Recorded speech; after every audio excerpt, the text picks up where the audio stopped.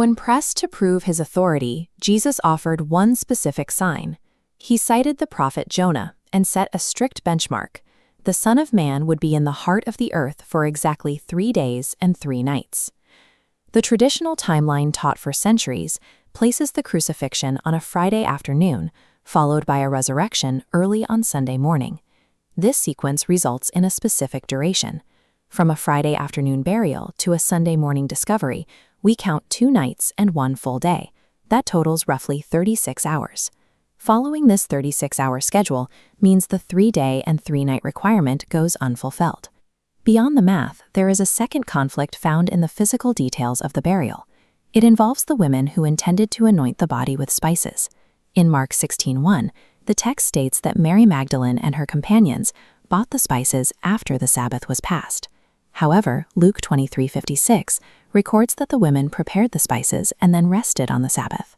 If there is only one Sabbath in this week, the sequence breaks. It is impossible to buy spices after a day of rest is over, yet prepare those same spices before that same day of rest begins. These two accounts describe a series of events that cannot fit into a single Friday to Sunday window. To reconcile these accounts, we have to look at the week through the first-century calendar found in Leviticus 23. The Torah describes high Sabbaths. These are annual feast days that require absolute rest, regardless of which day of the week they fall on. John 19:31 provides a specific detail. It notes that the Sabbath following the crucifixion was a high day. This identifies the start of the Feast of Unleavened Bread.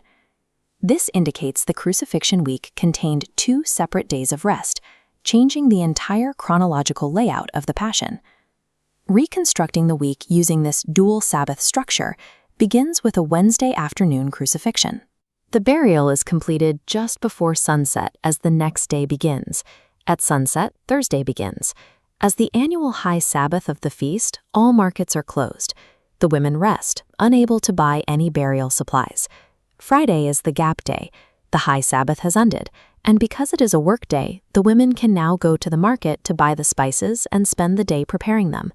At sunset on Friday evening, the weekly Saturday Sabbath begins. The women rest a second time, following the commandment for the 7th day. Placing this workday between 2 Sabbaths aligns the accounts of Mark and Luke. They bought spices after the first Sabbath ended on Thursday night and prepared them before the second Sabbath began on Friday night. This reconstructed week can now be measured against the original requirement of 3 days and 3 nights. Wednesday night and Thursday day form the first cycle. Thursday night through the Friday gap day provides the second. Friday night and the Saturday Sabbath complete the count. By the close of the weekly Sabbath, exactly 72 hours have passed. With the inclusion of the gap day, the duration matches the 72-hour requirement Jesus cited from the book of Jonah. Evidence for this timeline exists in the early historical record. These early accounts suggest the gap day was understood by the first generations of believers. The Gospel of Peter, a text from the 2nd century, preserves an early perspective on the sequence of the Passion Week. It records that the disciples fasted night and day until the Sabbath following the burial. This description requires a full 24-hour cycle to occur before the weekly Sabbath arrives. Restoring the gap day unties the sequence of the burial spices and allows the 72-hour prophecy to stand as written.